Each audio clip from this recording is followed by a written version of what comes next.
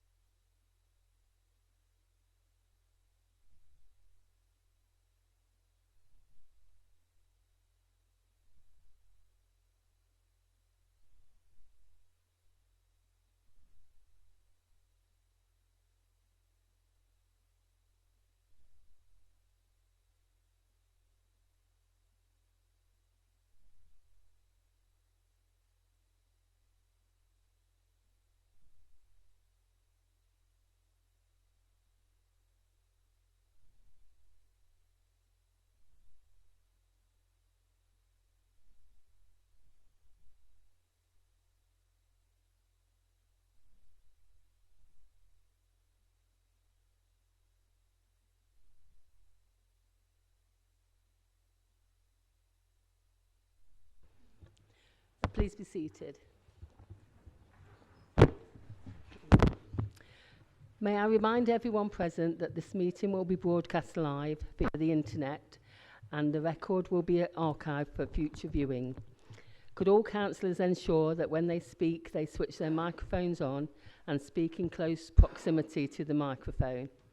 And when they have finished speaking, the microphone is switched off. This is extremely important for the webcast to ensure that the cameras will be focused on the individual who is speaking and that the general public joining us virtually are able to hear the web stream. I thank you. I now refer to the agenda meeting. Apologies for absence.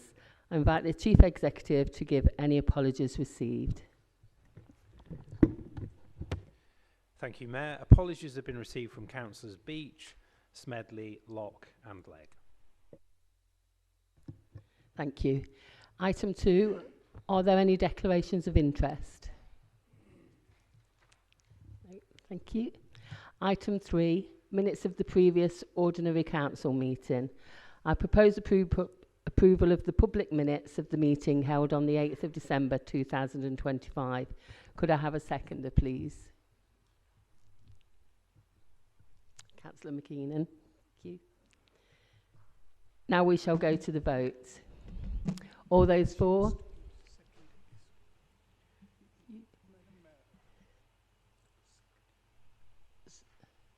Any abstentions? That's Councillor Sain. Thank you, Madam Mayor. Before I start, I'm supporting the minutes anyway.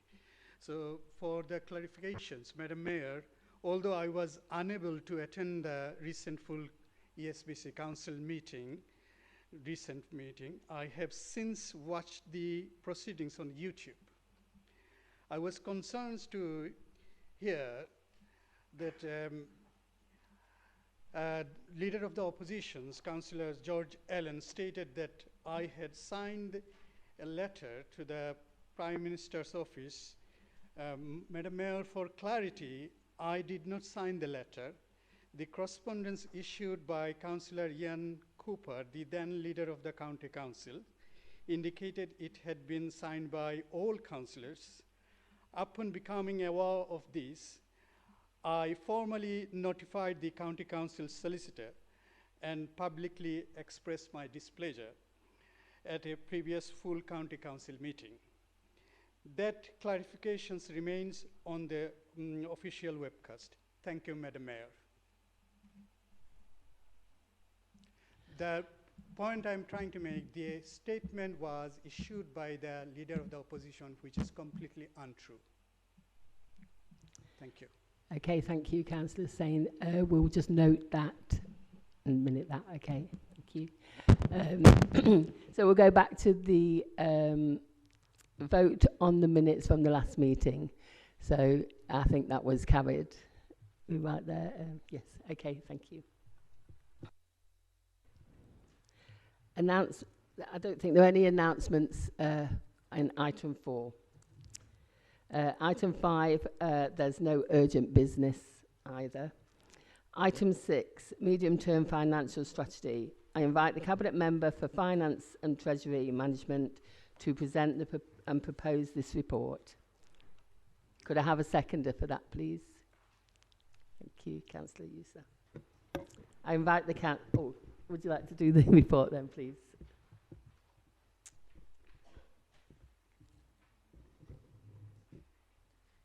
Thank you, Madam Mayor. I'm pleased to present the Council's medium-term financial strategy, MTFS, for the period 2026-27 to 2028-29, together with the supporting asset management and capital strategy. Before I start, I think we should take a moment to remind ourselves that the Council was impacted by unprecedented reductions in settlement funding from government of 78% or £6.4 million on like-for-like basis between 2010 and 2019. Previous iterations of our MTFS were prepared in the shadow of considerable financial uncertainty, rising inflation, economic volatility, and proposed reforms to local government funding. Tonight, I am able to present a strategy developed in a more stable context. The government's provisional local government finance settlement was announced on 17th of December 2025, with the final settlement confirmed only last week on 9th of February 2026. Crucially, this introduced a multi-year settlement covering the full MTFS period, providing welcome clarity and predictability. The national reset of business rates baselines has meant that the Council has lost the local growth provisionally retained. However, this outcome was anticipated in last year's assumptions, with a reduction of around £1.5 million by year 3. Importantly, redistribution through the updated fair funding formula has resulted in a more positive outcome for East Staffordshire Borough Council than previously forecast. We have also seen several standalone grants rolled into the settlement: funding for new food waste collection requirements, confirmation of a revenue support grant of £5.676 million, continuation of the recovery grant at £0.349 million, and an adjustment support grant of £0.793 million in 2026-27. While the national settlement was viewed by some as challenging, for this Council, it is better than we had prudently assumed last February. That reflects the strength of our financial planning. As a result, we are able to present a balanced budget for 2026-27. The headline figures are that we have a revenue budget of £21.87 million, which is contained in Table 3 in your reports. And there is an increase of £4.194 million this year, and that's contained in Table 5 of your reports. In addition, we have an ambitious £33.7 million capital programme.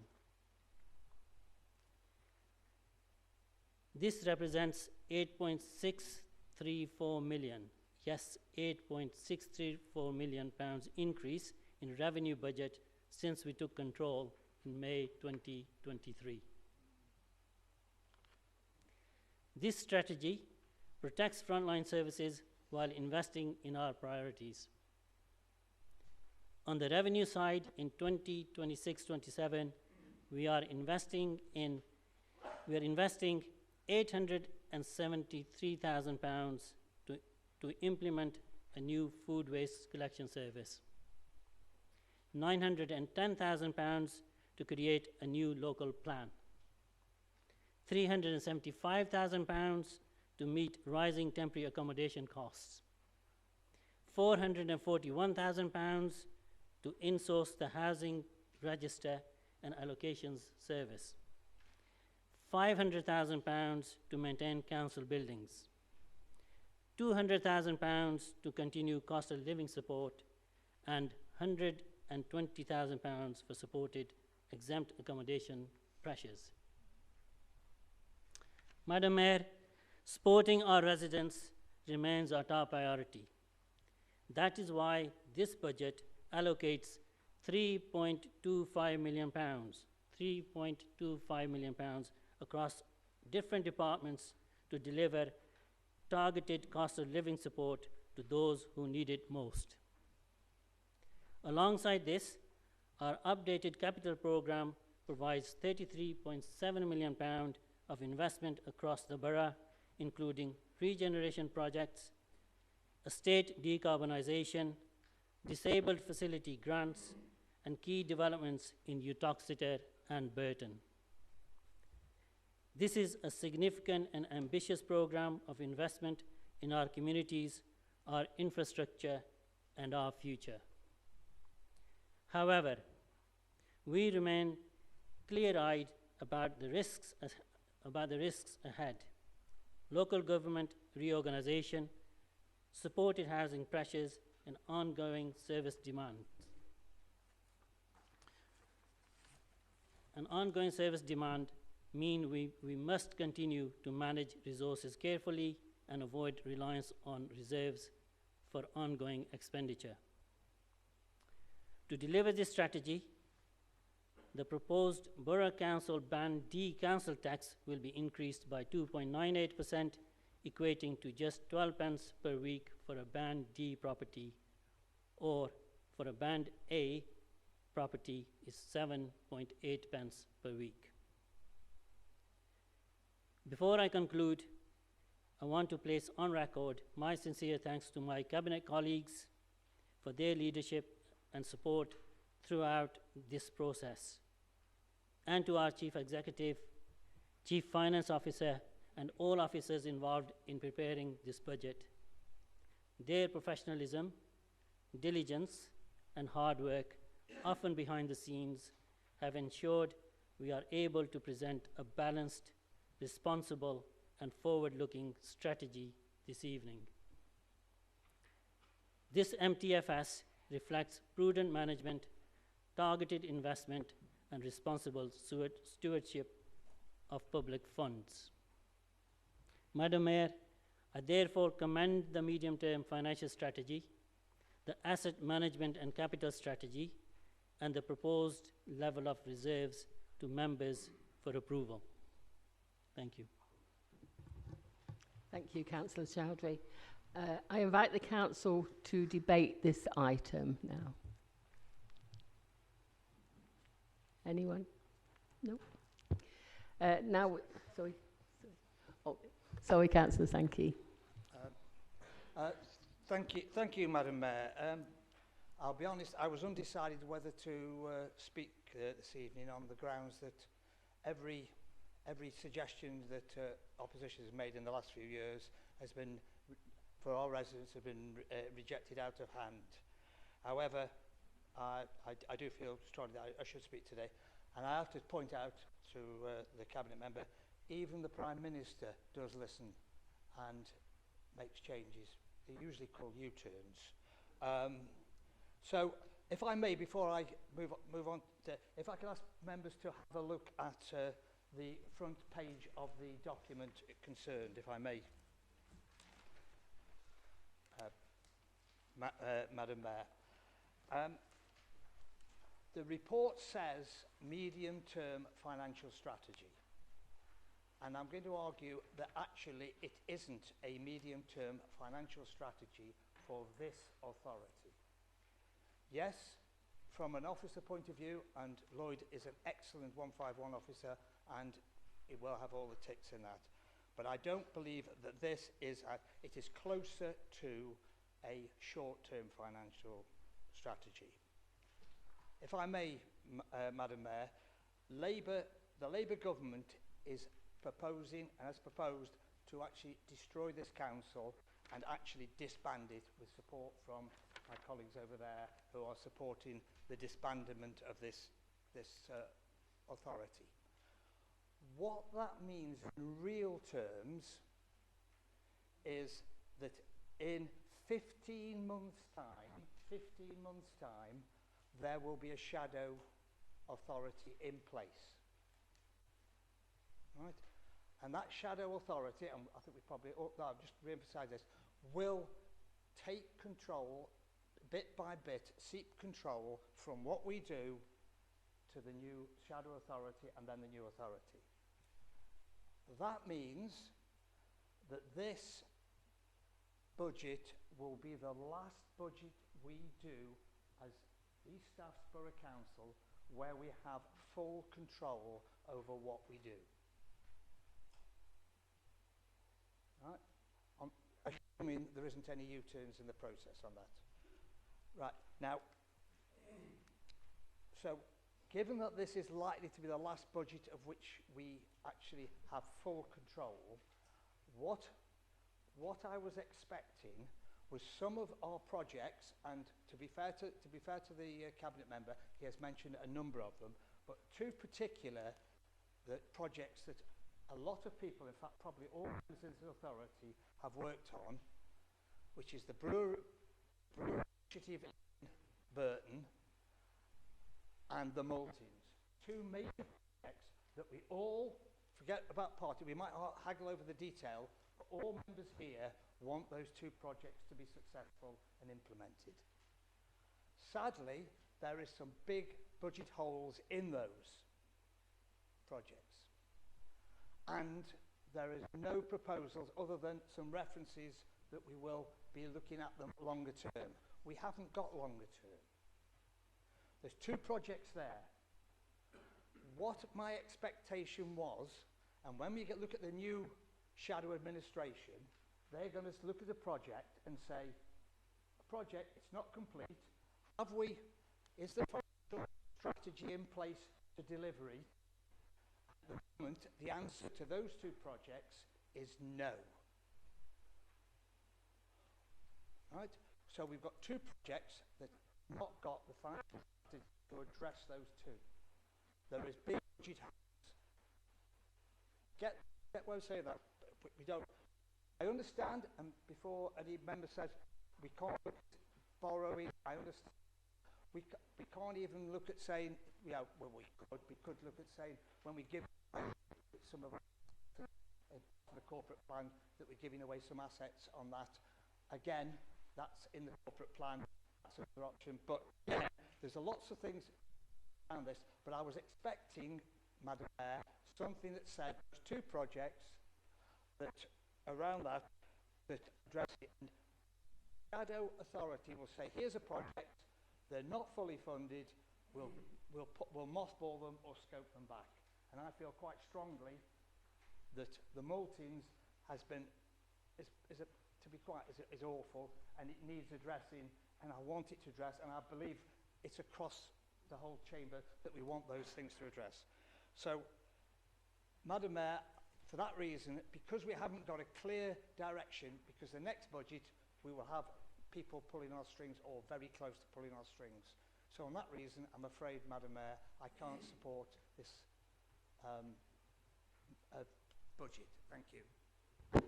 Thank you, Councillor Sankey. Does anybody else wish to speak? Councillor Fitzpatrick. Thank you, Madam Mayor. As Councillor Sankey said at the start of his, when he rose to his feet, I wasn't going to speak either because I believe this is the Cabinet Member for Finance's day.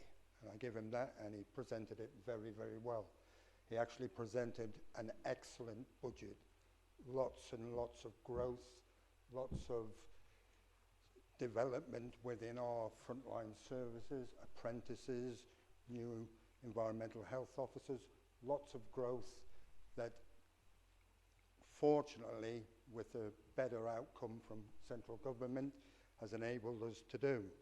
I did want to also echo those congratulations that Councillor Chowdhury mentioned earlier, and I did want to include the Labour group for their input over the latter half of this year into making sure their priorities are in this budget report before you. The last thing I'm going to say is, Councillor Sankey, obviously we can't find resources out of thin air. If the money isn't there, you cannot spend it. You can deliver what you possibly can in the time left, and we do have firm plans to do that. Back to elections, this is not, back to the budget, this is not the last budget of this council. This administration will prepare the budget in February 2027. There will be no shadow unitary in place when we vote and implement that budget. Thank you, Madam Mayor. Would anybody else like to speak? Councillor Allen.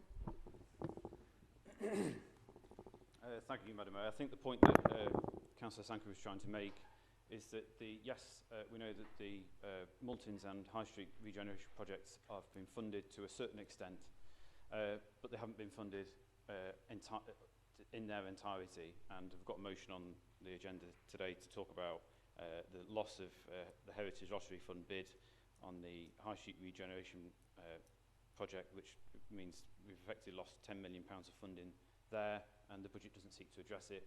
And in terms of the Multins, the most that this authority and this administration is going to achieve is a new plan application on an otherwise vacant site that's been demolished.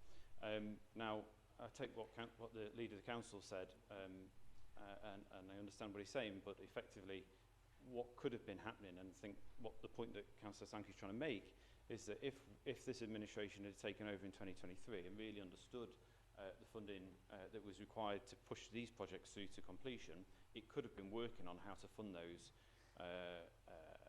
ever since the moment it took over. To say now that we can't pull money out of thin air, well, we're not expecting you to, but you could have been working on how to fund it for the last 2 to 3 years that you've been in control, but you haven't, and so now this council potentially ends without fully funding those projects. That is the point that Councillor Sankey's making. I've written my own notes on the budget, though, Madam Mayor, and I'll get to that just now. For the last few years, we have attempted to constructively and responsibly amend and improve the proposed budget. At every single amendment put forward by the Conservative group has been voted down by the Labour administration. It didn't matter whether the amendment, what the amendment was, how modest the cost implications were, or how significant and the potential impact. Labour rejected them all the same, without exception.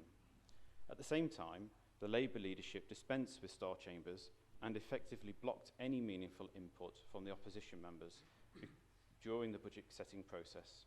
I recall that when the Conservatives were in control of the council, there was always a point at which opposition members were briefed on the emerging budget and had the opportunity to input into it.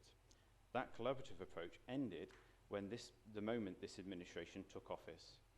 I have no doubt that the leader will defend this by claiming it was my decision not to appoint a shadow cabinet. Let me be clear, the decision was taken collectively. Our view was simple. Labour members were not interested in hearing from Conservative councillors. nor in understanding our viewpoints and reasoning. Labour members seem to have forgotten that they were elected to lead the council that serves the whole community, not simply the wards that elected them. Nowhere was this more apparent than the decision to cut regeneration fund designed to support areas of the borough that had long been overlooked. In its place, Labour introduced a new fund that channelled thousands of pounds, hundreds of thousands of pounds, into Labour-held wards. Yes, there was a handful of token applications supported to Conservative wards, but the overwhelming majority went to areas that returned Labour councillors. And so here we are again, another Labour budget that does little to improve residents' life chances. It merely papers over the cracks created by this Labour government and this Labour council. Let's consider the record. Months of uncertainty caused by local government reorganisation. A minister's decision last month denied thousands of voters across the UK the opportunity to vote as they normally would have, only for yet another U-turn to be announced only today. Locally, Labour celebrated stripping new housing from both Malton's regeneration scheme and the High Street regeneration project, only to discover multi-million funding black holes, forcing yet another spectacular U-turn on their own manifesto pledges, which would be to continue regeneration. If you strip out those housing, it makes the projects much more difficult to fund. And there is far worse to come. While Labour focused on spending millions on carbon reduction initiatives and directing significant funds to their own wards, they neglected a looming and critical issue, the local plan. As a local plan approaches the end of its natural life of 2030, we are already seeing a wave of speculative developments being proposed across the borough. Over the next 12 to 18 months, house builders will scramble to submit applications on greenfield sites across the borough. They do not need to wait for the council to confirm the local plan's status. They have their own experts advising them. It's no coincidence that so many applications are being submitted at once. And because of this administration's failure to act when it could, the council has little chance of defending our communities from unplanned, unchecked expansion all over the borough. Thousands of homes could be built in locations that provide little meaningful benefit to the communities they claim to serve. Even Section 106 contributions could be jeopardised, as they are embedded within the same local plan framework. If the local plan fails, so too does the foundation upon which those protections stand. In May 2023, the Conservatives pledged to review the local plan. Had we won the election, we would now be well advanced in that process, nearing the end in fact. An emerging local plan would have provided a credible defence against speculative development. Yes, the planning framework has evolved and would have required further review once the government confirmed those changes. But our communities would not have been left so exposed. We raised these concerns repeatedly at committee meetings. Labour ignored them. I advised the leader in the counting hall on the day of the election that the local plan was the single most important issue requiring urgent attention. That advice was ignored. So what is the point in proposing amendments tonight? Labour are not listening. Labour locally and nationally stood on a platform of change. Vote for change, they said, and change we had. Yes, we had change from, yes, a council led by the Conservative Party, to one that appears more interested in congratulating itself, praising its own performance and blaming others when things go wrong. The Conservative group will not support in the budget tonight. Because this administration has shown no willingness to listen, not listening to residents, and it's not listening to the council collective. The government has been widely criticised for its repeated U-turns. A U-turn on the local government reorganisation will only hasten the moment when the public have the opportunity to kick this Labour group into touch. And that moment cannot come soon enough. Thank you, Councillor Allen. Councillor Fletcher, would you like to speak? I'm quite disappointed to hear the whinging, Madam Mayor, about no point in putting forward plans to change the budget because we won't listen. I've been on this county 40 years And for most of that time, I was a Conservative administration. And I can tell you, it has always been thus. I particularly remember one where I recommended changes to the budget, and I itemised where the savings could be made to accept those changes. Was turned down. That's the fact of being in opposition, I'm afraid.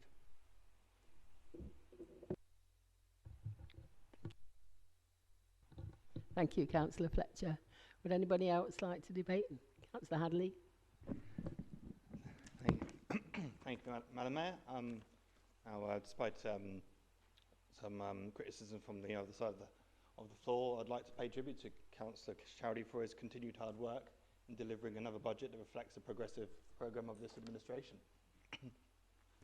The steps we have taken so far have shown that residents across Burton and Eton have really benefited from a Labour administration that sticks true to the principles of the Labour movement and delivers on a programme of common sense socialism.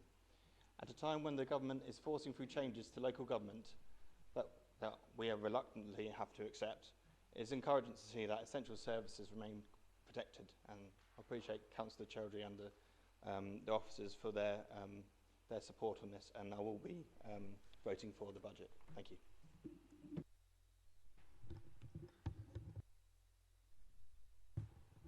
Thank you, Councillor Hadley. Is that it there? Would anybody else like to speak? Councillor Walker. Thank you, Madam Mayor. Of course, I'm going to congratulate and thank the officers and Councillor Chowdhury for presenting another balanced budget.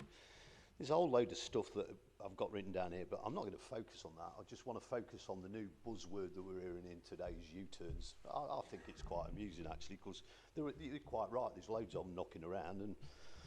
And also, it's been indicated that we're all in favour of LGR. Well, they know full well that there's quite a few of us that are not, but we're stuck between the rock and the hard place.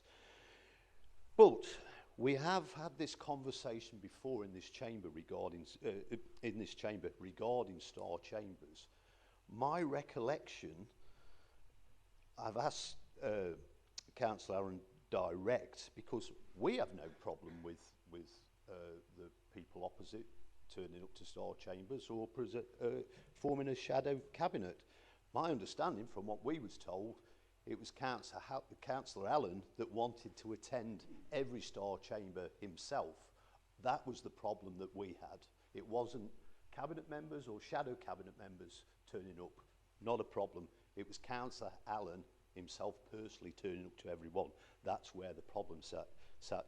And I'm a little surprised that there's been reference made to money that was taken out of Conservative wards and it's gone into Labour wards. A lot of that money was directed into some of the most deprived areas across this town that never had no funding for years. Before we become the administration, we know for a fact a lot of that finances was being filtered out into the leafy green suburbs. But that's not who got what. It's the fact that that went into some of the most deprived areas in this town to regenerate community centres, and so people can go and come together and socialise, and also warm spaces during the winter. So it is a little disappointing to hear some of the comments that have come out. So, and of course, we will be supporting Councillor Chowdhury's budget. Thank you. Would anyone else like to speak? Councillor George. Thank you, Madam Mayor. I just want to clarify, there was a lack of communication there. Councillor Allen did not want to attend all those shadow cabinet meetings at all star chambers.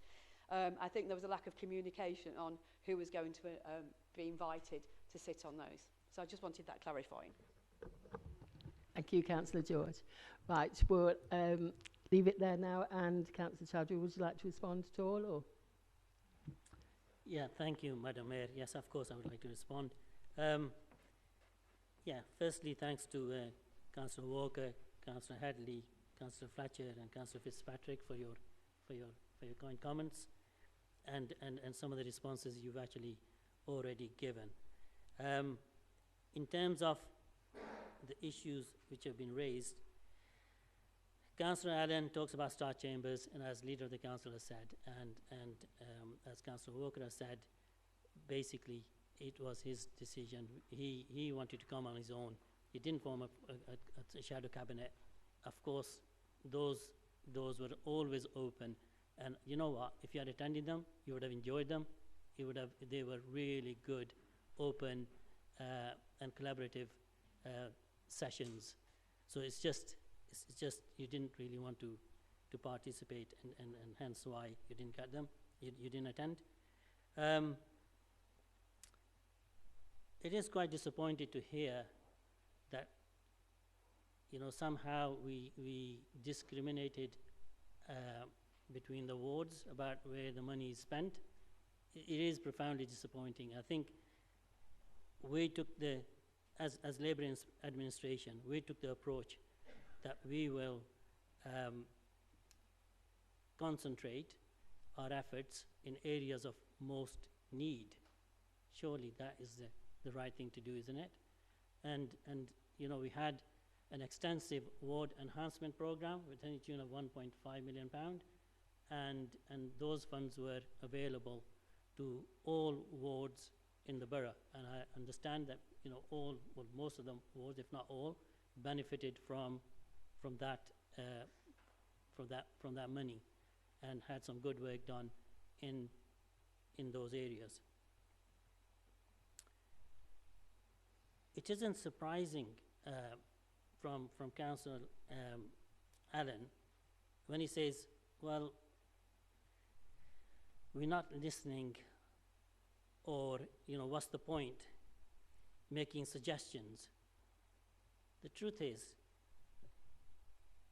it's not that we're not listening. It's a case of you've got nothing to offer, I'm afraid. There's no vision, there's no ambition, there's nothing.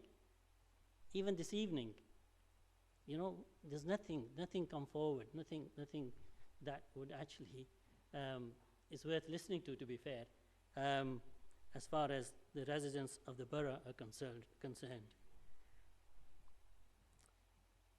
And of course, you wouldn't like this budget. You know, why would you like it? You know, with the party in control, which oversaw the austerity, £6.4 million reduction. Why would you support a budget which talks about prosperity and £8.634 million of growth and increase in the funding which is available for the benefits of our residents? You wouldn't, would you? It just doesn't align with your values. And so I don't expect you to support it. You don't really disappoint me from that regard. You talked about the local plan, and I think, again, I think it's a bit, this council has followed the government guidelines throughout. We inherited what we inherited, and in this budget, moving forward, we are setting, of course you've missed it, £910,000 for the creation of the new local plan. So we are moving forward in that regard. You talked about, again, you know, projects not fully funded. You talk about brewery and maltings projects, similar to Councillor Sankey. Again, I'm sorry, I think you haven't read the report in front of you. These were the projects which started when you were in control. We are actually pressing ahead with those projects. We've done a lot of good work with those projects.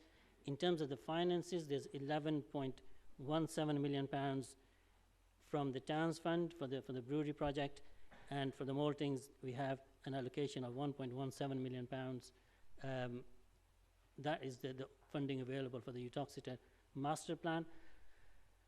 And in terms of the work on the ground, and you know, you're obviously not aware that we've just had the planning application approved for the brewery project.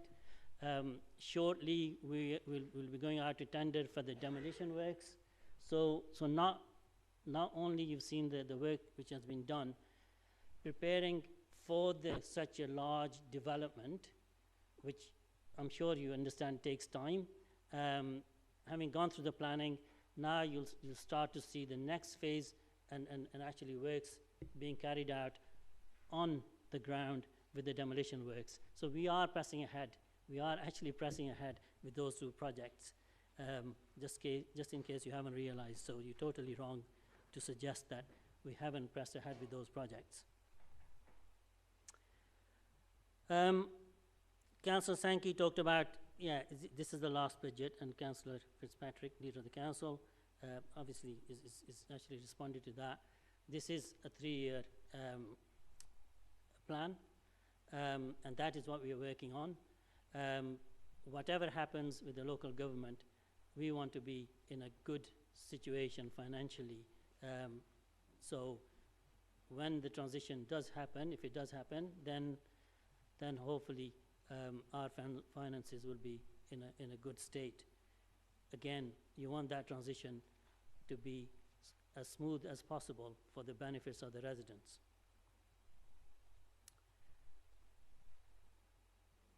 Councillor Sankey, again, you also talked about that we're not listening to our residents. You know, of course we are listening to our residents. Of course we are. And that's why you don't like it. That is why you don't like our budget, because this is, our budget is in response to what our residents want. But look, I go back to, I reminded yourselves about the austerity and reduction of 78% or £6.4 million. But again, Councillor Sankey, when you were in control, when I first came and took over this portfolio, and you might be interested to hear this, by the way, some of you, or maybe most of you, are not aware of this. The first thing that I was told that we actually lost under his watch, under Councillor Sankey's watch, we lost nearly £400,000 of Section 106 monies because of the decisions that he made. This council, the residents of this borough, lost nearly £400,000. And the other thing we actually inherited was that there was a judicial case against this council by the taxi trade. And I think it was the efforts of this administration and Councillor Walker, and that we actually stopped that judicial case going ahead, but that also cost this council nearly £10,000.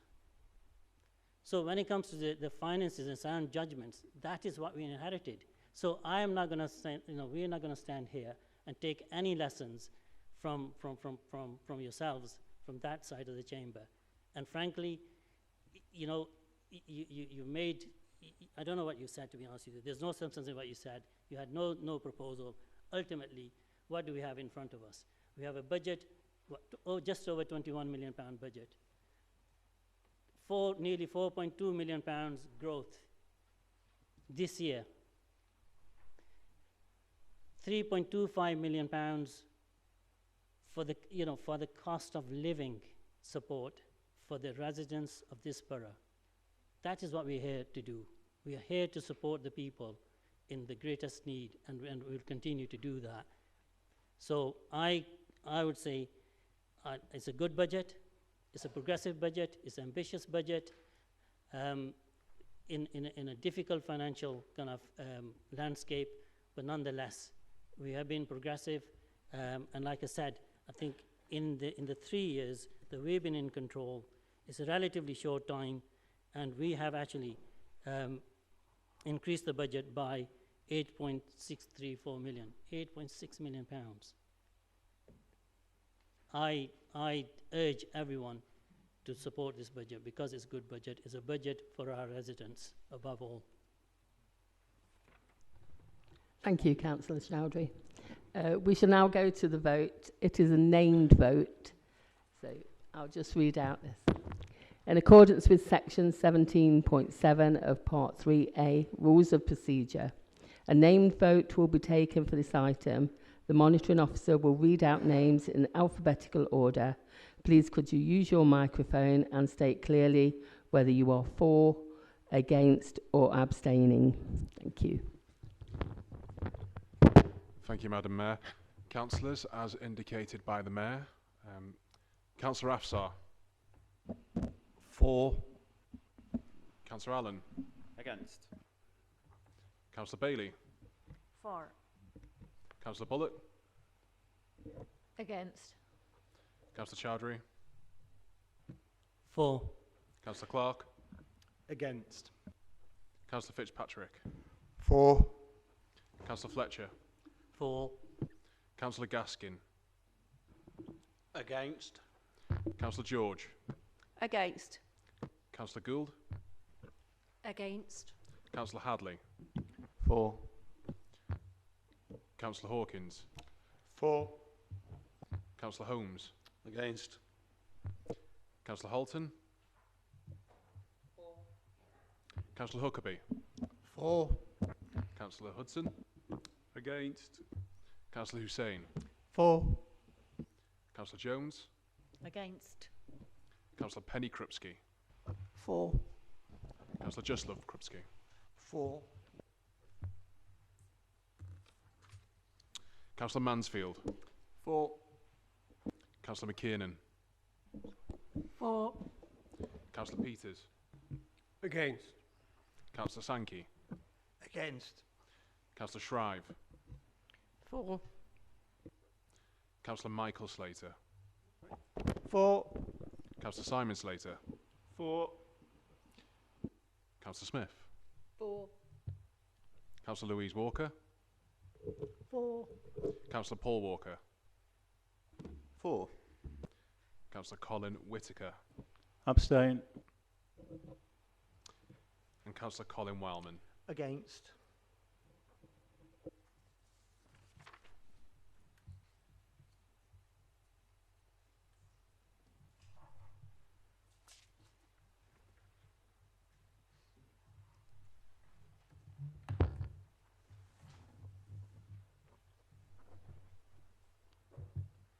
To confirm the vote, Mayor, that's 20 votes for, 12 against, and 1 abstention. So the motion has been carried. Thank you. We will now go to item 7, Treasury Management Strategy Statement, Minimum Revenue Provision, Policy Statement and Annual Investment Strategy 2026-27.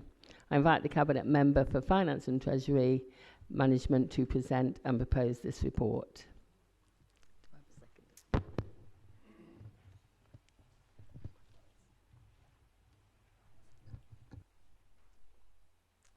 Thank you, Madam Mayor.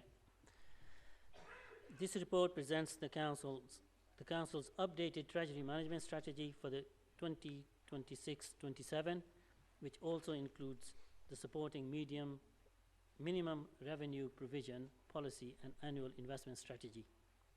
As members are aware, the Council follows statutory guidance and the relevant codes of practice in relation to its treasury management activities and its investments, with security being a principal consideration followed by liquidity, and finally return. The strategy sets out that the Council's underlying need to borrow is forecast to increase over the medium term, which reflects the capital proposals included in the medium-term financial strategy. The economic outlook has changed since last February, and this is reflected within the forecasts of interest rates and the updated economic overview provided by our Treasury Management advisors. For clarity, there are no proposed changes to the existing framework and controls that are in place for the management of the Treasury function, including borrowing and investments. Additionally, there are no proposed changes to the policy for minimum revenue provision. The report has also already been considered by the Audit Committee, whereby the committee recommended, I understand unanimously, its approval to Council. The report therefore recommends that members approve the Treasury Management Strategy Statement, the Minimum Revenue Provision Policy, and the Annual Investment Strategy 2026-27 set out in Appendix A to the report. Thank you, Councillor Chowdhury. Could I have a seconder, please? Councillor Fitzpatrick. Now I invite you to debate on the item if you wish to.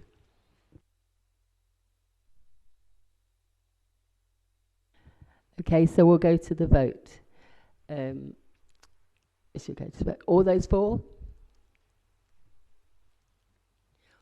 Any against? Any abstentions? Thank you. So that is carried. Thank you. Item 8, setting the amount of council tax for 2026-27. Could you continue, please, Councillor Chowdhury? Thank you. Thank you, Madam Mayor. This report formalises the setting of the council tax for 2026-27 in accordance with appropriate legislative requirements. The MTFS presented earlier in the agenda proposed that the Borough Council's element of the council tax for 2026-27 increased by 2.98%, the equivalent of 12p per week to £210.65 for a Band D property. Members will note that all three of the other major preceptors have increased their council tax rate as shown at paragraph 4.3 in the report. The charges for local preceptors are set out in Appendix 13.6 to the report. I therefore move the recommendations set out in Section 11 of the report. Thank you, Madam Mayor. Thank you, Councillor Chowdhury. Could I have a seconder, please? Councillor Fitzpatrick. I invite the council to debate on this item. Would anyone like to speak? Councillor George? Councillor Allen? Thank you, Madam Mayor. This agenda item, I think I've said the same thing for most years, including when we was in control, that any responsible member that's looking at understanding how council tax is dictated to us from government would surely conclude that you just have to increase it by the maximum amount every year. And it's been one of my criticisms of this government's attempts to do local government reorganisation, because it's not really meaningful when they're not giving tax raising powers, not releasing those powers fully to any new proposed council or body, or the way that they're doing it.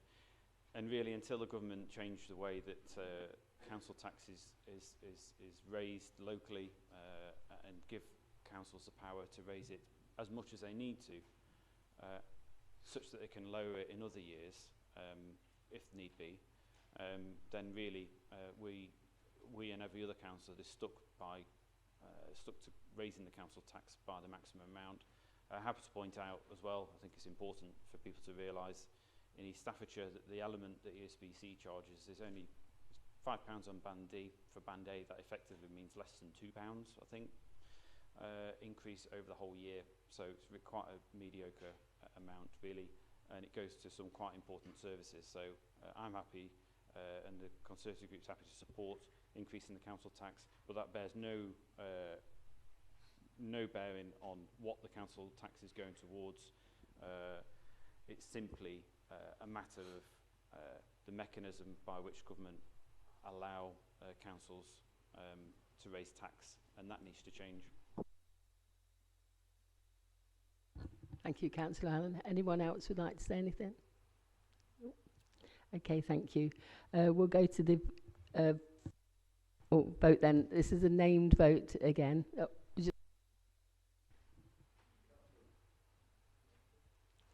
Say anything else?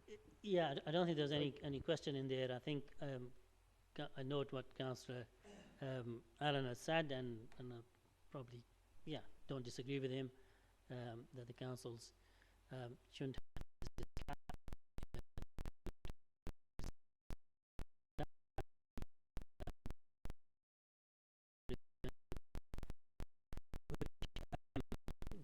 in order to deliver that we want to deliver, but then again, such is the local government finance. I'm afraid so is core spending power and other things that come into it. So, yeah, I agree with what he's saying, but there is no question to answer as such. Thank you, Councillor Chowdhury. We shall now go to the vote. This is a named vote again, so in accordance with Section 17.7 of Part 3A Rules of Procedure, A name vote will be taken for this item. The monitoring officer will read out names in alphabetical order. Please could you use your microphone and state clearly whether you are for, against or abstaining. Thank you, Mayor. Councillor Afsar. For. Councillor Allen. For. Councillor Bailey. For. Councillor Bullock. Councillor Chowdhury. For. Councillor Clark. For. Councillor Fitzpatrick. For. Councillor Fletcher.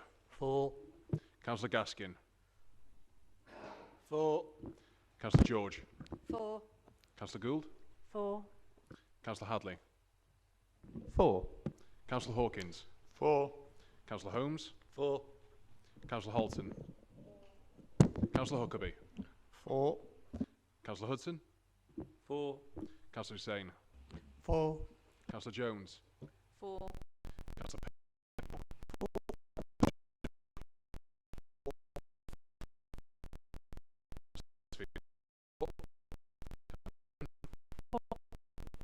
Councillor Peters. For. Councillor Sankey. For. Councillor Shrive. For. Councillor Michael Slater. For. Councillor Simon Slater. For. Councillor Smith. For. Councillor Louise Walker. For. Councillor Paul Walker. For. Councillor Colin Whitaker. For. Councillor Colin Wildman. For. The motion is unanimous. Motion carried.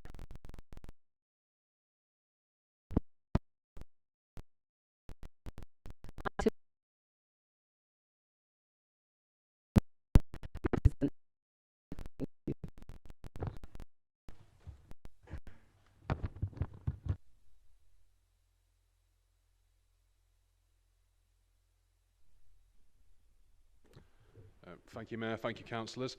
Councillors, this is the appointment to committee. Provides an update. The appointments to the council's various committees. That was to reflect the council's overall mix, but it is worth mentioning that the council's proportionality hasn't changed since the previous year. We are looking to improve the numbers, the amalgamation of the Budget Committee and Audit State of Accounts Committee agreed by Council at the last meeting. Councillors, there are two recommendations to be proposed this evening. Firstly, that the Council agrees to the number and allocation of councillors serving on each committee and panel as set out in paragraph 5.5 of the report. And secondly, that subject to the previous recommendation, approves the appointment of councillors to serve on each committee and panel, including appointing the ungrouped independent member to the residual seats on planning and licensing committees. Thank you, Mayor. Councillors. Thank you. Could I have a proposer, please? Councillor Fitzpatrick. And can I seek a seconder, please? Councillor Fletcher. I invite the council to debate on this item. Councillor Allen. I have a question for the monitoring officer there. You seem to suggest that the two recommendations, you seem to suggest that one was dependent on the other. And if that's so, would it not be necessary to have two votes, on one on each? No, I wouldn't say they're interdependent. I think it's just for clarity that we've got those two legs of recommendations. Thank you. Would anyone else like to speak? Councillor Allen, do you want to speak? I'll speak to the proposal. Members know we've mentioned this a couple of times in the past now already. Ever since Councillor McKiernan's been made the cabinet member responsible for planning policy, we've stood in opposition to also being included on the planning committee. I appreciate the monitoring officer did set out at the time that wasn't actually precluded by the law, but we still find it an issue of it's just not an ethical thing to do. And in fact, in the last week, I had a conversation with the head of service for planning with a question about a particular application in my ward, and I specifically asked if there was any oversight from a cabinet member in terms of not the determination, but when the application would be determined. It was important and significant because it was about resourcing and how quickly officers could get the application to determination. And the answer to that question was, well, isn't a cabinet member responsible for that, which I think is a particular weakness and points further to the reasons why Councillor McKiernan really shouldn't be appointed to the planning committee, but only really stating what I've already said in the past. Thank you, Councillor Allen. Would anyone else like to debate on it? Councillor Walker? Yeah, just a query really. I don't know if it's a typo, but Chief Officer Standards Committee, it's got my name down there and I don't normally go on that committee. It's normally Councillor Paul Walker. Thank you, Councillor Walker. We'll check and get that amended. I'll double check that with colleagues in Democratic Services. Thank you. Okay. Thank you. Is everybody? Yep. Okay. And now we shall go to the vote. All those for?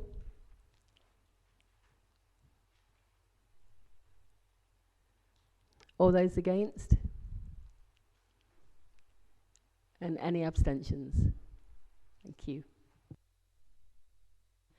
That is carried, thank you. Item 10, motion on notice.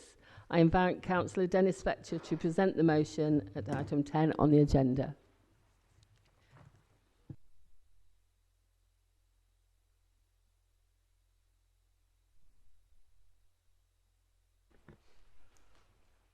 Thank you, Madam Mayor. I'm presenting this from this position rather than the Labour benches because I am fairly confident, in fact very confident, that for this particular motion, there is no them or us, there is no left or right, that we're all united behind this motion.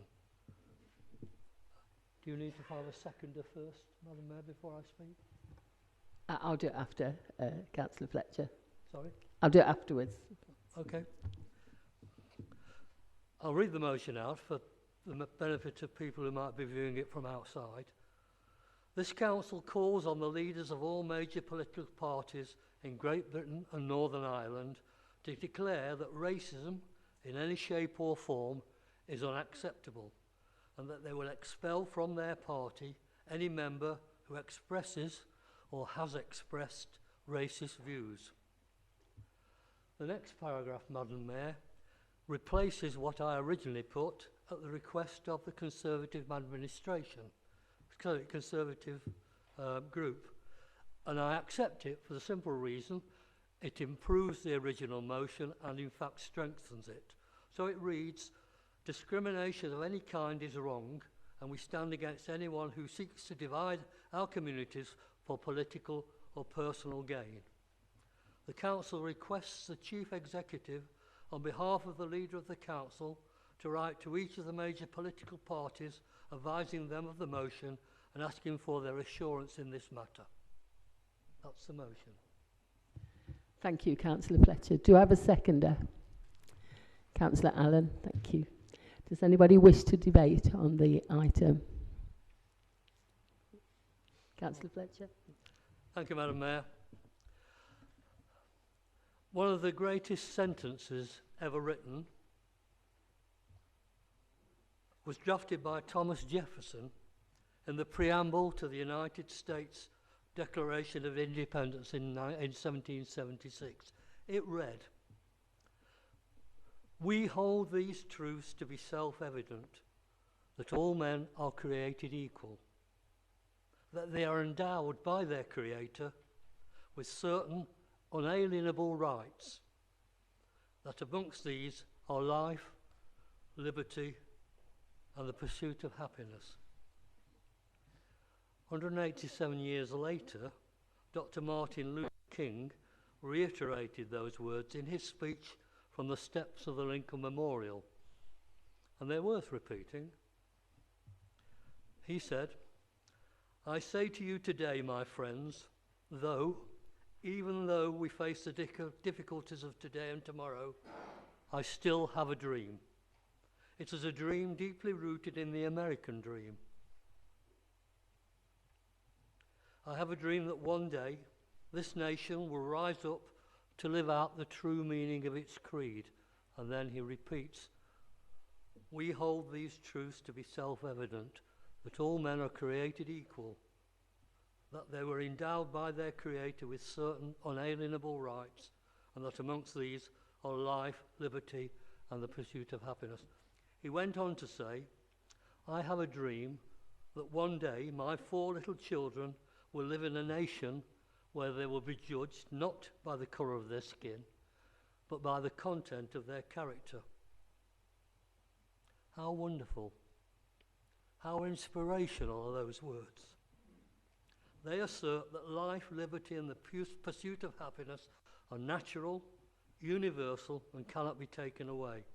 And they are self-evident. The self-evident describes facts, truths, or situations so obvious, so clear, or plainly true that they require no further proof, explanation, or demonstration. These are self-evident to all right-thinking people, to all those who are capable of compassion, to all those who can empathise with others less fortunate, to all those who believe in fairness, to all those who believe in respect and human dignity. They are self-evident to all those who are able to examine their own beliefs and actions and consider how those actions might impact on others, how they would feel if their roles were reversed. Can you imagine a world where these truths are universally accepted? Would that be a place? Sadly, these are changing times, and they are not changing for the better. Suddenly, the world seems a nastier, less tolerant place, and it may seem difficult to do anything about it, but do about it something we must.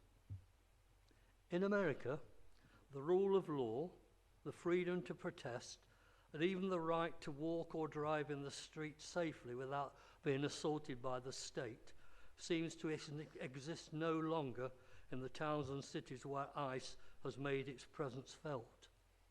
In the United States, the country where the preamble to the Declaration of Independence was penned. Today in America, the abiding experience of living with authoritarianism is a constant possibility that suddenly you could be in trouble. This may have happened in the United States, but there are warning signs here in the UK as well. The relentless portrayal of immigrants as a threat to safety and Britain's social cohesion. Throw in one charismatic and mendacious political leader and a right-wing press to stir up hatred, and it could happen here. Here in Britain in 2010, the Equality Act charged us with ensuring the prevention, elimination, or regulation of discrimination between persons on grounds of age, sex, or marital status, on racial grounds, or on grounds of disability, age, or sexual orientation, on grounds of language or social origin, or of other personal attributes, including beliefs or opinions such as religious beliefs or political opinions. Here in East Staffordshire, we had a Council for Race and Equality, which was set up in 1972. Over the next 43 years, it assisted every background who, knowing how ignorance could foster fear and suspicion, willingly came forward and came together to try to learn from each other, to understand just how much we all have in common, and perhaps even more importantly, to welcome and celebrate our differences. It was a great success, and we in East Staffordshire still enjoy the fruits of that success. Can I just quote you an American author, C. Joy Bell? He said, "We're all equal in the fact that we're all different. We're all the same in the fact that we will never be the same. We are united by the reality that all colours and all cultures are distinct and individual. We are harmonious in the reality that we are held to this earth by the same gravity. We don't share blood, but we share the air that keeps us alive. I will not blind myself and say that my black brother is not different from me. I will not blind myself and say that my brown sister is different from me. But my black brother is he as much as I am me. And my brown sister is she as much as I am me. Little by little, our beliefs and values are being undermined by those who would divide us for their own ends. Little by little, minds are being poisoned by the insidious drip, drip, drip of misinformation based on not understanding, not liking, or even hating anything or anyone that is different, and claiming to do so in the name of patriotism. One of their favoured modes of attack is ridicule. They've tried with some success to hijack the word woke and present it as the opposite of what it really is. Woke is a term that originated in African American vernacular English as a term meaning waking up to or alertness to racial prejudice and social injustice. It's a badge of honour worn by those who are sensitive to the feelings of others and conscious of how offensive certain words can be when callously used against others. To describe a black person as a nigger is offensive, and I'm sure we can all think of other descriptions equally so. Coon, wog, paddy, packy.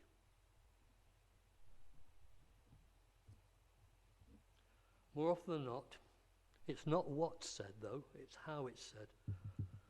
The BBC broadcaster Clive Murray has a sister, Julie, who used to work for the Staffordshire Intercultural Support Service.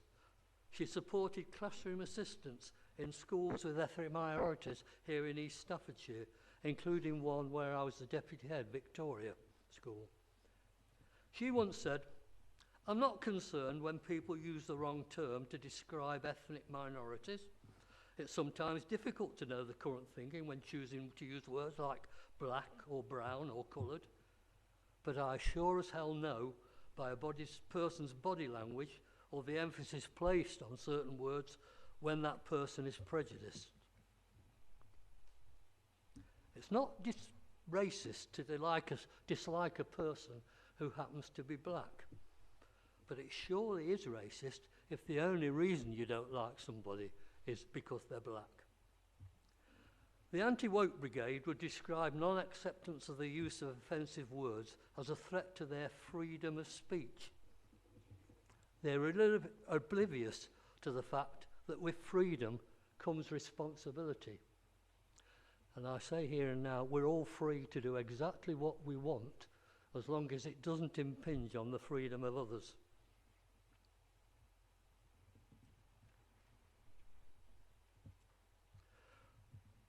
The anti-woke brigade would describe non-acceptance of the use of offensive words as a threat to their freedom of speech. I'll repeat that. They do not or will not understand that people who try to come to this country to escape persecution are not necessarily a threat to our way of life. The real threat to our democracy comes from those who try to portray them as such. The real threat to our democracy comes from those who wish to blame all our ills on those least able to defend themselves. And how easy is it for a right-wing press to fan the flames of prejudice? In the 1960s, Malcolm X said, "If you're not careful, the newspaper will have you hating the people who have oppressed and loving the people who are doing the oppressing." Discrimination of any kind is fanned by hate. And if you want to see the results of a system which runs on hate, you only have to look around the world to places where extremists rule. And that's increasingly happening in the United States. Society, I've not got much more to say, councillors. Society has never been improved by racists. It's never been improved by misogynists or by bigots. No good ever materialised from those who spread hate about people they deemed to be different from themselves. Nothing was ever improved by those who enslaved others. The general good is never even considered by those who think themselves superior to others purely by virtue of their birth. No good will come from those who use woke as a term of abuse. It will not be improved by those who judge a whole group of actions by individuals. No improvements will ever come from those who seek to control by targeting the most vulnerable in order to appeal to the misinformed and seek their support.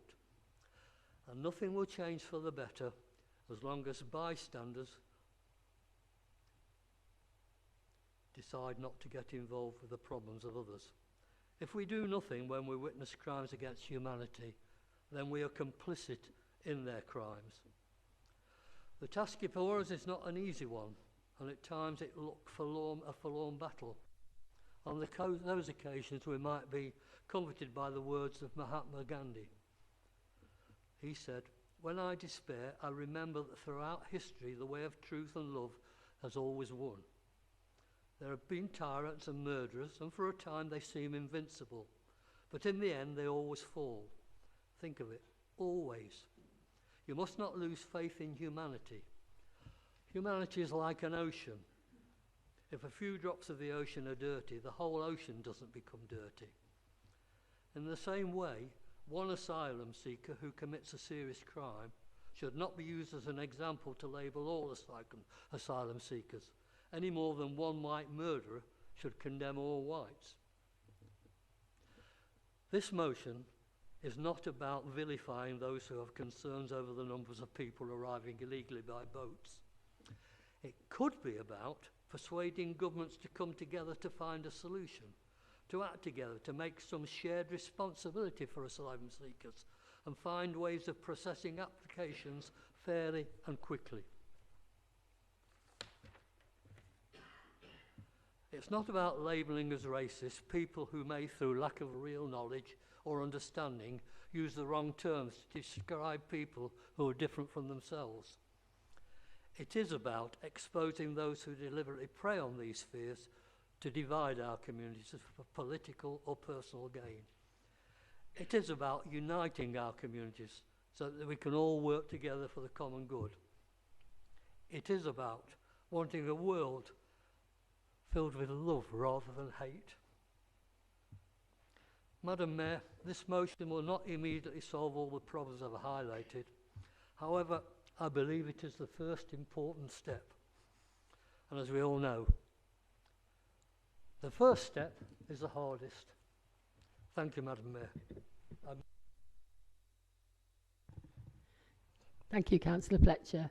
We will now go to the vote.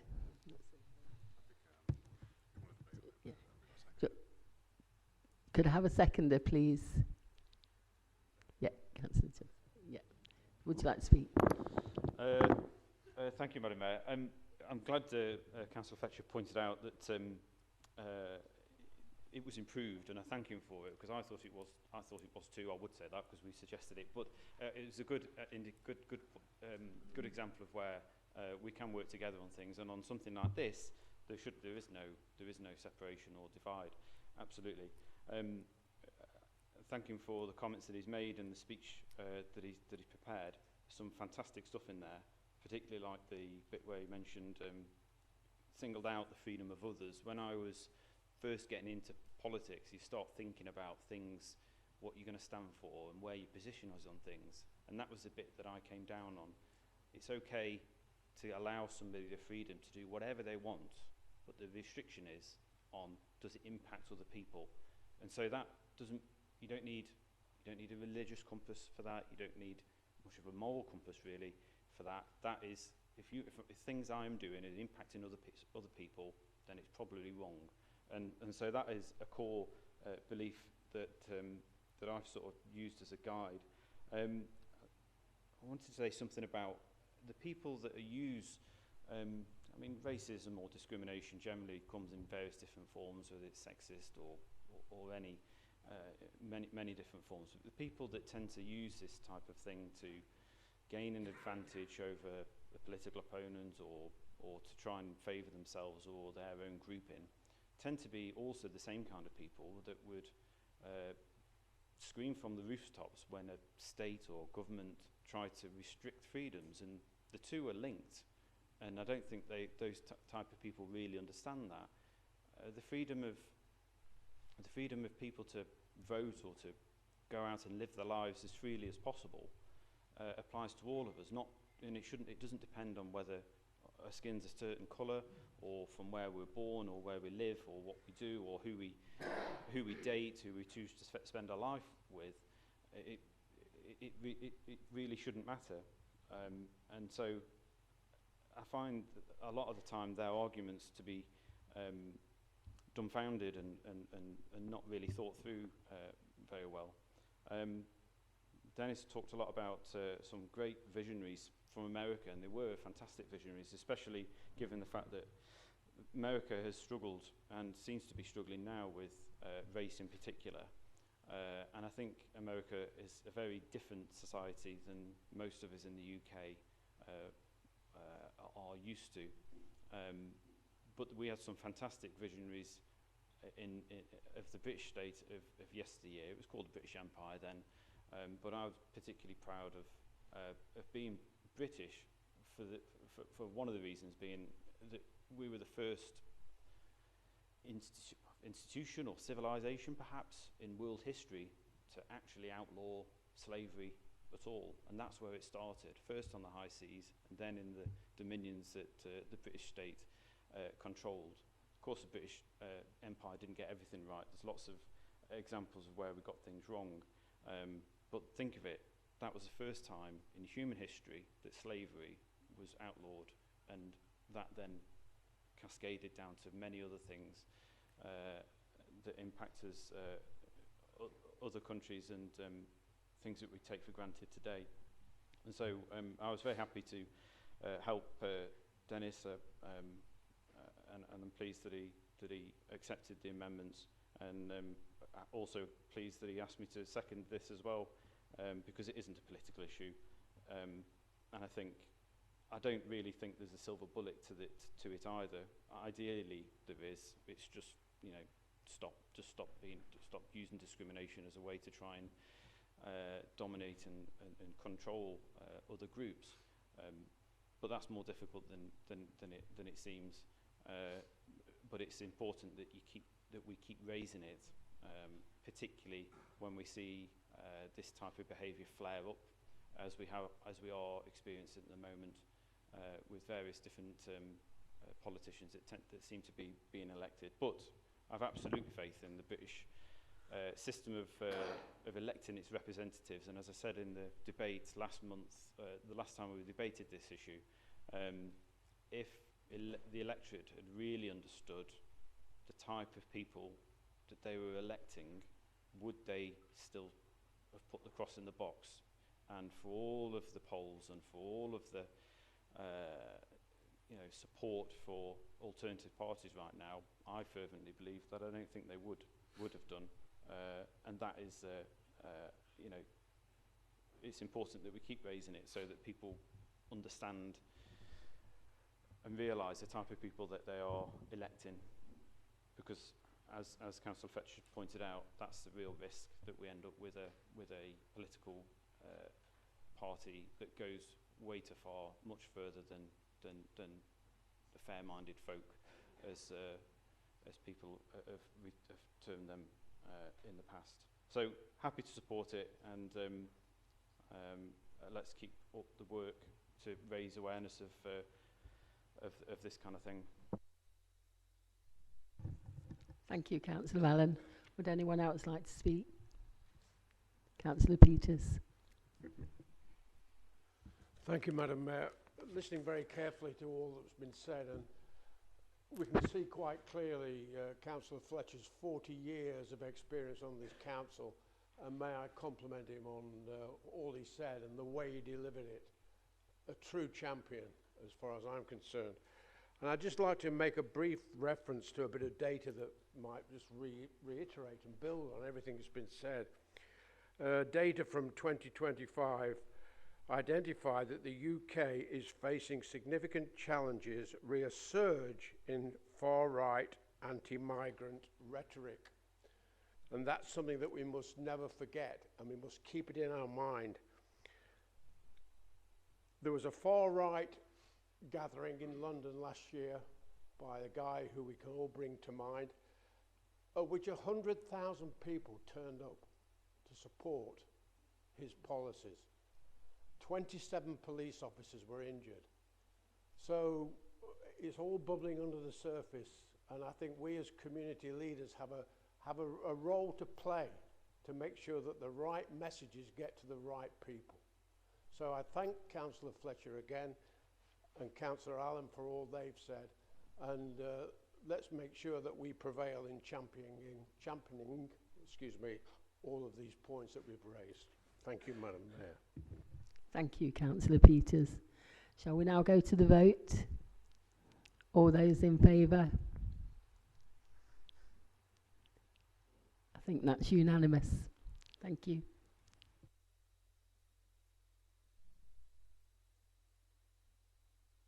We have another motion on notice now, item 11, about Councillor Adam Clark to present the motion, item 13 on the agenda. Do you want me to speak on it now, or are you going to take a seconder first? Seconder now, if you'd like. Councillor Allen. Thank you. Unfortunately, we probably won't all be in an agreement on this motion. Thank you, Madam Mayor.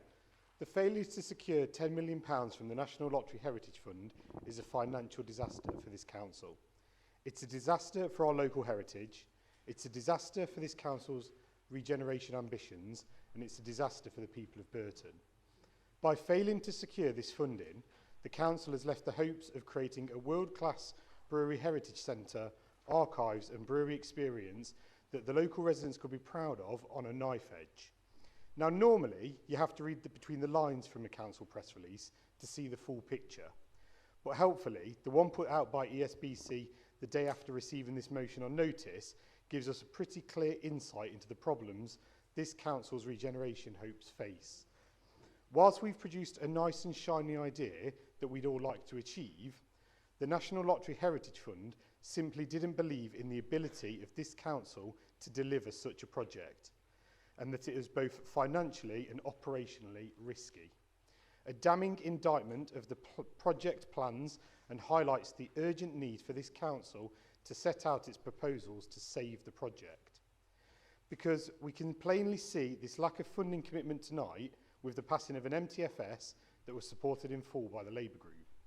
The Cabinet could have worked with officers and instructed them to include provisions within this multi-year ambition to set out how we would fund these regeneration projects beyond the delivery of Phase 3.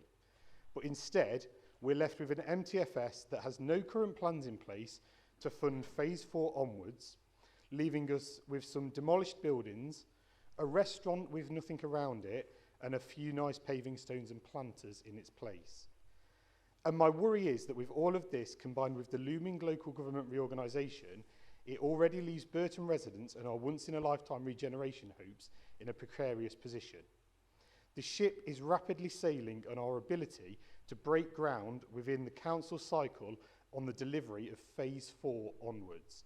I think it's a crucial part here that we're talking about the delivery of Phase 4 onwards, because we can talk all we want about the continued and the current funding that was secured under the previous administration for regeneration, but that only gets us so far in essentially making the site ready for future regeneration. It doesn't give us the Heritage Centre, it doesn't give us the Washlands Water Tower, it doesn't give us any ambitions around the hotel or anything further. And if we don't secure this funding for this project as soon as possible prior to the reorganisation, it will undoubtedly be one of the first ideas cut in a reorganised council. Given that this will be a new mega organisation trying to get to grips with the merging of several councils and their various functions, whilst managing critical services such as adult social care, waste collection, planning and highways. An unfunded and uncommitted multi-million-pound museum experience investment is hardly going to be the top of the priority list. The residents of Burton have been sold on the idea of the Great Pyramids, but are barely going to be delivered a couple of car parking cones. What's more, with the risks already highlighted on our ability to deliver this project, highlighted by the National Lottery funds, how many external partners and private companies are we really going to be lining up to fund this project with an organisation that has currently a fixed term lifespan remaining and won't be the final delivery partner? For the private sector, it's starting to become a risk that's not worth taking. That's why we have put forward this motion today, which contains 4 clear measures. Produce a report on how we're going to recover this situation. Urgently work with partner organisations to bring forward funding solutions. Endorse the continued protection of the brewery archives and the commitment to keep them within Burton, because ultimately, with the reorganisation as well, this puts at risk the willingness of a council to keep those collections in Burton rather than centralising them under existing services, and to report this progress in public and in full at a future council meeting. Now, these are all simple measures that should be fairly easily achieved by this administration, because realistically, they should already be well underway. But I have no doubt that the Labour group tonight will be voting against this motion and the measures contained within, again highlighting their refusal to commit to the long-term regeneration and ambitions of Burton and its residents. Because once again, Labour aren't listening. Thank you. Thank you, Councillor Allen. Would anyone like to speak on this motion? Councillor Fletcher. Yeah, thank you, Madam Mayor. If there's ever a way of making sure that the opposition's going to vote against you, it's by saying, I know you're not going to vote for this. Having said that, Madam Mayor, I'm disappointed that after a motion where we were all united, we now have a motion where it's self-evident that we're going to be not united. As well as being a criticism of us, I think this is also a criticism of officers. And I don't think that's fair to criticise officers in the chamber when they don't have the right of reply.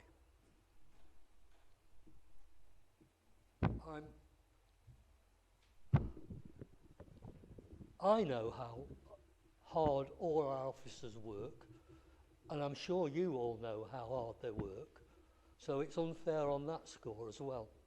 And in light of Councillor Louise Walker's press release today, I was going to ask whether they would care to withdraw their motion, but obviously they're not going to.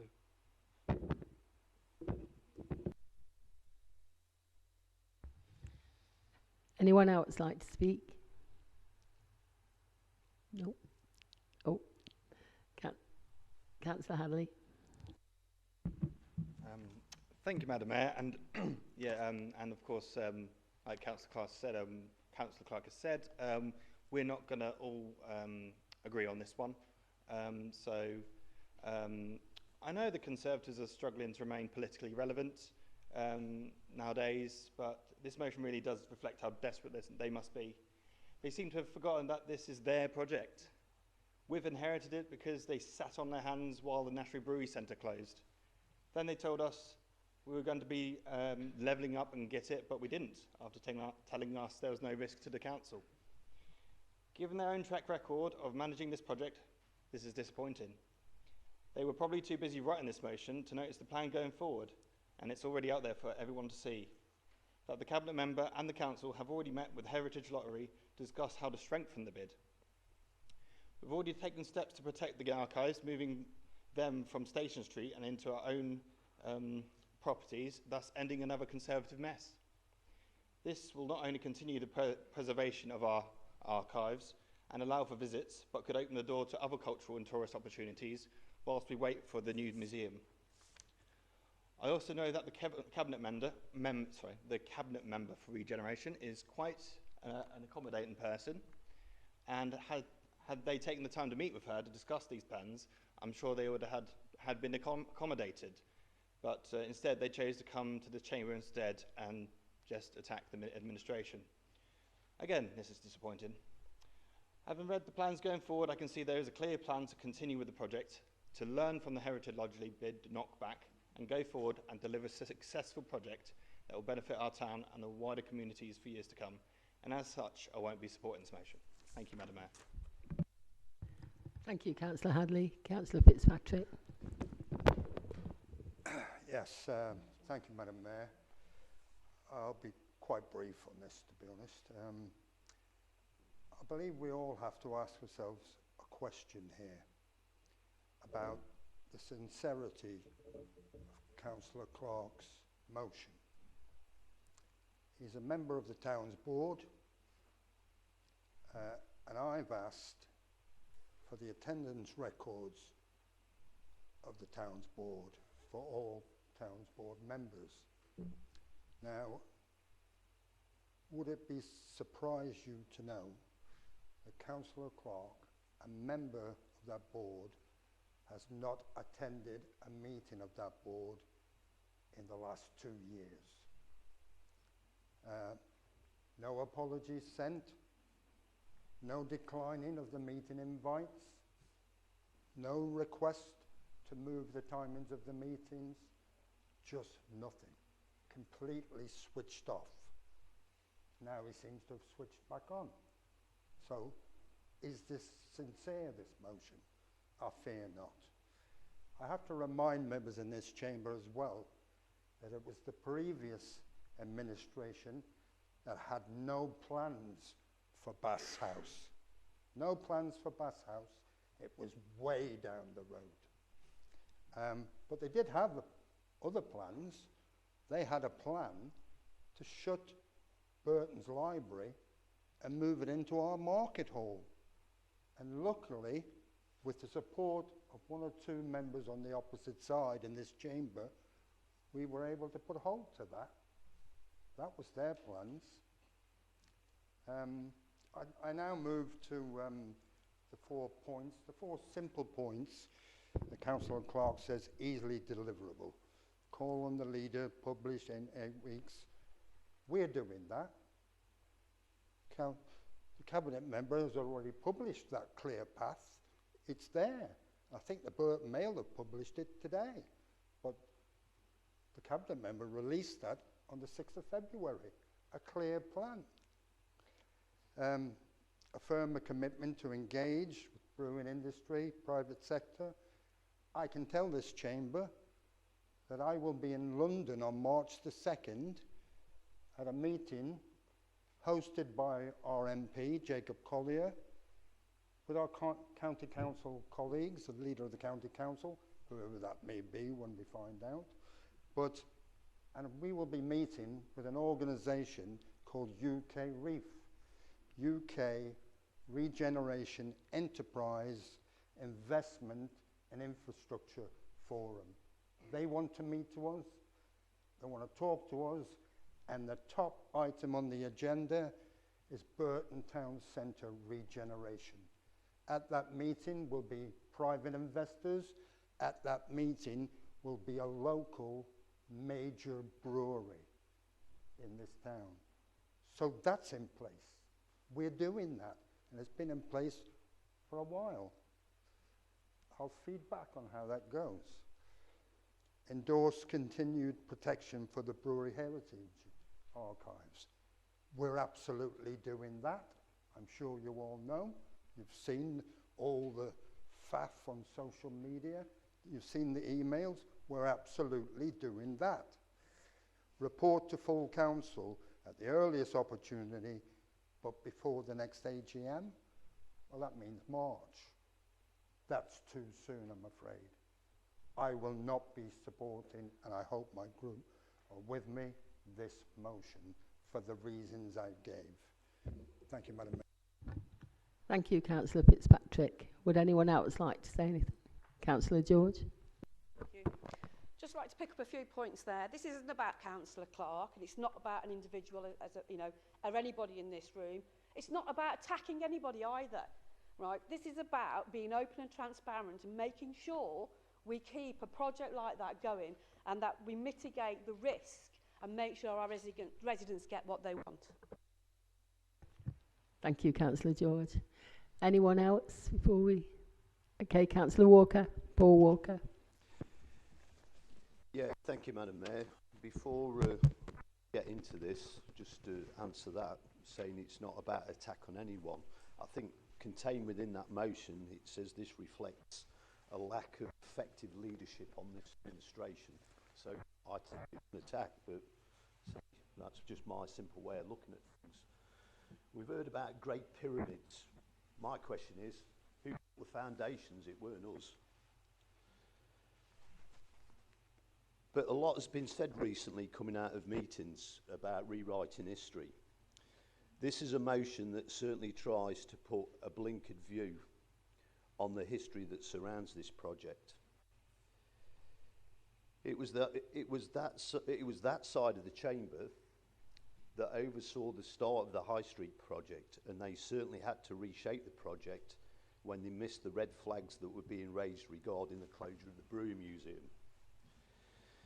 Some of us did raise concerns regarding the risks and the financial risks to the High Street project by adding the names to them to the calling notice that was put in.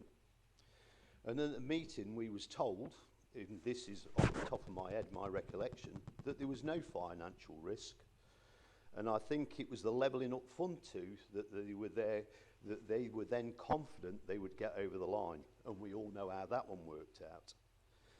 We inherited a project that was going nowhere and turned it into something that was workable. Had they reached out to the cabinet member, I'm sure she would have briefed them on the meetings that were taking place. We have always been open to private investment and remain open to it, so we can help deliver this project and are moving as quick as possible to ensure that it's secured and not abandoned because of LGR. They could have asked to meet with the cabinet member and the lead officer, and they would have talked this through with them. I'm led to believe that offer was made to sit with the lead officer, but it wasn't taken up. Some would say this motion is grandstanding and trying to score political points. I personally think it's a poor attempt at both, and obviously I won't be supporting this because of what I mentioned at the start. It's an attack on this administration, and it's just a pearl show of it. Thank you. Thank you, Councillor Walker. Councillor Louise Walker.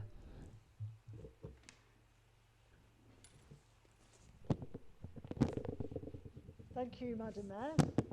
I actually feel a little bit disappointed, and I know that word's been used quite a few times today, that this motion's come to council, to the council chamber, because it's not for the council to claim direct oversight of the progress of the project, given it's an executive function, which is better suited to scrutiny committees to review the progress. And as Councillor Clark is aware, myself and the senior officers are attending a future scrutiny meeting at his request.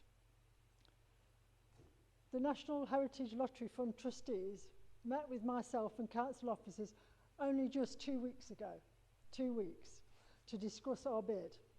We were informed that the regional trustee board members had discussed and fully supported our business case, and were excited that this was a first brewery project that they'd had. And when they looked back, Burton had no previous funding from the Heritage Lottery Fund, so all looked really positive. And with that, they forwarded it as a pass to the National Board with a recommended for approval, meaning that it had passed its technical assessment, but it was rejected by the National Board due to concerns around financial risk, given the scale of the request. This demonstrates the strength of the project, the proposal, and the leadership behind it. Following the meeting, we met with CAUSE, the National Brewery Heritage Trust, and others. As a council, we put our next steps forward publicly in our latest press release. And our plan is to continue to engage with the National Heritage Lottery Fund through a phased application process, something that they fully supported. Phase 4 is the Bass House experience only, and our delivery plan continues with phases 1, 2 and 3. And we can move forward with other phases, as phase 6, for instance, the townhouse, could move forward. This was set out in our report to the Cabinet last July, and the phases of the project can come forward independent of each other. We have already confirmed our intent to engage with the private sector for support, but the project was always going to extend beyond the local government reorganisation, and the National Heritage Lottery Fund confirmed that they didn't see a barrier to this. Instead, they felt it was an opportunity. Finally, we have brought forward our plans to secure the archive collection in a council-owned property in order to prevent any risk of a new council post-LGR terminating the lease at Station Street, with a view to have this all fully established by the end of summer. Thank you. Thank you, Councillor Walker. Councillor Clark, would you like to respond at all? Yep. Okay. Thank you, Madam Mayor. So I've had a few comments I'm going to respond to. Councillor Fletcher suggested that this motion criticises officers. Well, not really, no. This motion criticises the administration. Officers support the administration, yes, but I wouldn't have suggested that this is a blatant criticism of officers. But it's interesting to see just how closely that relationship is. He talks about the press release that's been released today. I think if he was being honest, the press release would never have come if we hadn't put the motion in the first place. And then there's just a general point that most members have talked about. There's lots of, I mean, Councillor Fitzpatrick talks about, seems to suggest, don't worry, it's all in hand, guys. Well, if that was the case, and there's all this flurry of activity, then there's a failure on the administration's part to communicate that to the public, because when you look on social media and you speak to people around town, there's quite a bit of concern about the fact that the council's lost the Heritage Lottery Fund bid. From our perspective, we see very little information. We've probably learned more tonight in this one motion than we knew at all. But thank Councillor Louise Walker for that. Although I wouldn't quite term this motion as a disappointment that it's come to council, because it's given the administration the opportunity to set the record straight, or to a certain extent at least. Councillor Hadley talks about being politically suggested that we feel like we're being politically irrelevant. Now, true, reform. Let's name parties. Reform are flying pretty high in the polls, and it is to the detriment, naturally, to the Conservative Party. But I'm not sure if he's missed it. It's pretty obvious that Labour have absolutely tanked compared to any other political party in the polls as well. And so I suggested earlier that the sooner we get to a local election in this for this council, the better. There's a fight on for which political party, but it certainly won't be Labour. He also suggested, he reminded the council that we inherited is what he said. That suggests to me that he, at least, has no intention or places very little value on the regeneration project on the High Street, which is a bit disappointing. I think he then talked about there's some plan to move the archives into an alternative building. Now, the term that sprung to my mind was, well, that's a can of worms, because only in the last few hours have we started to learn about what that entails. I don't really feel confident to pass comments on it just yet. There's quite a few questions that need answering on that, but it doesn't look great. In terms of the communication piece with stakeholders and the public, that this council seems to have let Burton Hope, in this instance, down as well. At least in the communication, I'll reserve judgment on whether or not they've let them down in other ways. Come back to it, as we've mentioned for most of the council meeting, Labour aren't listening. Yes, we started a lot of these plans off, but we handed the baton over to Labour and expected them to carry on with these regeneration plans with the same gusto as we had. And yes, there's disappointments along the way. I had a disappointment when we were trying to get this project off the ground. We lost the Towns Fund bid too, and the Heritage Lottery Fund was the alternative that we went to. it's good that there seems to be some plans around how to backfill or to find the funding to help get this off the ground.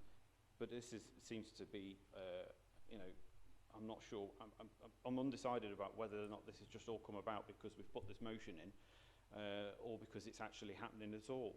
The leader's shaking his head. We didn't know about it until we put the motion in. And so, again, I think this could be a lesson. I'd hope this is a lesson to the administration in terms of a lack of communication. Councillor Clark, and then we'll go to the vote. Thank you, Madam Mayor. So firstly, in terms of the point on is this a criticism of officers? No, this motion absolutely isn't a criticism of officers at all. This is a criticism, I mean, we should be quite clear in this, that this is a criticism of the political apparatus that runs this council and the lack of ambition on this project to secure the funding and drive it forward.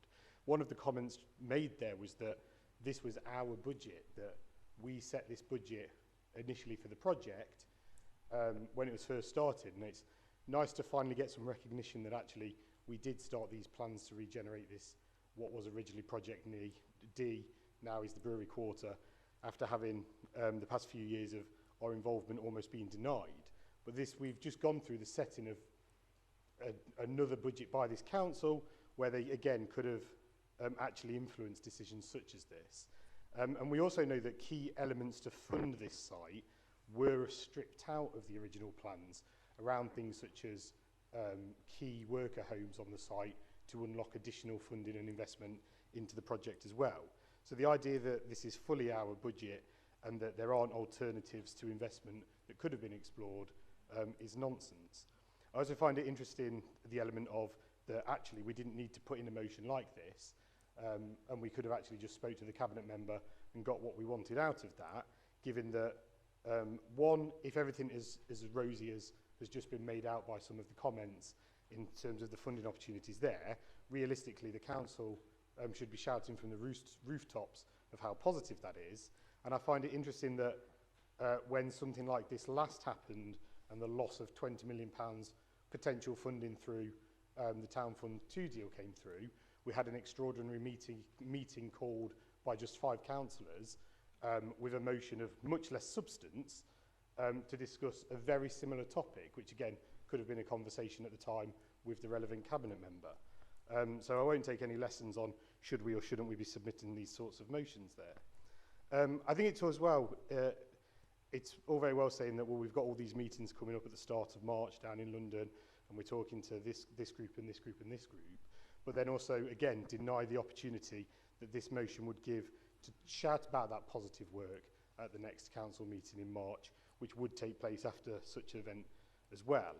And I also think it's apt that the Labour group are voting against this, because ultimately, as some of the conversations have alluded to with local government reorganisation, actually this myth that we're being sold that we're going to build this great brewery heritage site without fully acknowledging the risks around local reorganisation that has on it as well, doesn't necessarily matter for this council, because actually 2, 3, 4, 5 years down the line, when the reality of that dream hasn't been delivered, it won't be this council or the councillors currently sat here that has to take the flack or the responsibility for that, because our job will have come to a close at that point. So it's not surprising that, again, these very simple and accommodating points won't be supported tonight by the Labour group, but I do hope that this regeneration project comes forward, because like I mentioned in my comments, it is a once-in-a-lifetime opportunity for Burton,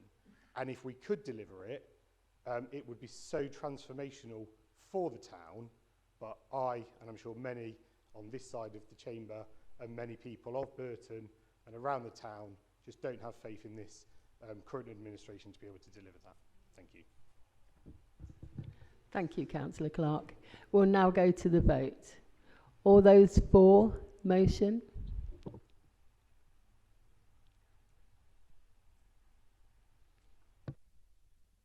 All those against?